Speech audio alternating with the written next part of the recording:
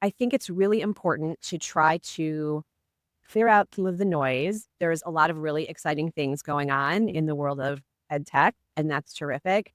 At the end of the day, our job and our focus is on students and their learning.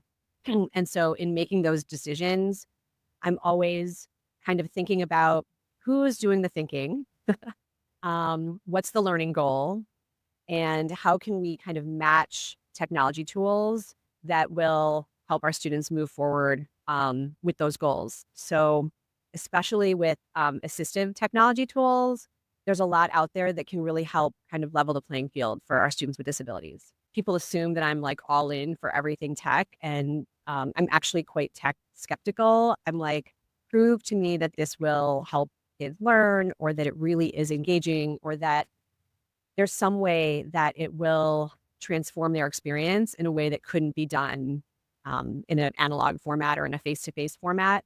So, yeah, just really trying to be intentional and thoughtful and asking those questions along the way. We don't always get it right, and that's okay too. So, and what works for one group of students is not necessarily going to be the same as the other group of students. So, it's so nuanced and complicated. I think the most important thing is that we just get to know our students really well, and that will help us figure out what can work best for them. So a big part of the evaluation process is a conversation that happens between the teacher and the administrator. And I think that's an important question that needs to happen in that conversation is, tell me more about your tech use and your decisions around using that particular Mm, technology in that particular way.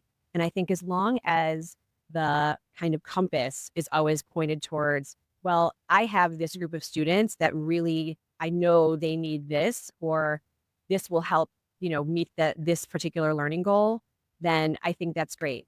More tech is not necessarily better. And also just because it's digital doesn't mean it's accessible.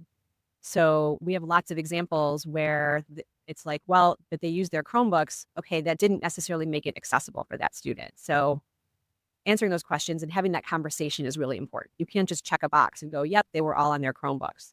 It's not going to help our kids in the future. Universal design for learning is a really important framework that doesn't actually speak to specifically technology use, but it speaks to how do we design around making sure that everyone is included. And so instead of being kind of reactive, it's a really proactive approach. And then the second kind of framework that I love to talk about is called Triple E.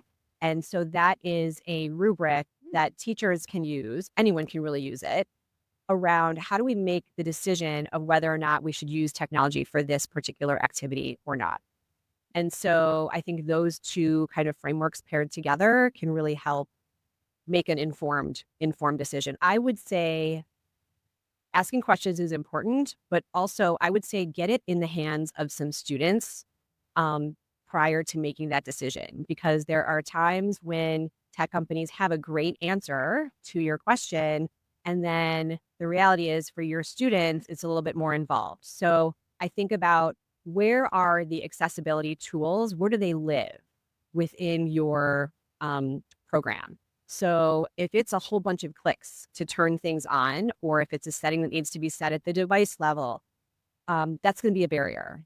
And so how students access those tools, I think, is probably the number one question. We need to give students agency. They need to be able to access their own tools. And so, especially at the high school level, we're preparing our students to leave us and be adults. And we want them to be well versed in how to manage their use of these tools on their own. That's the goal.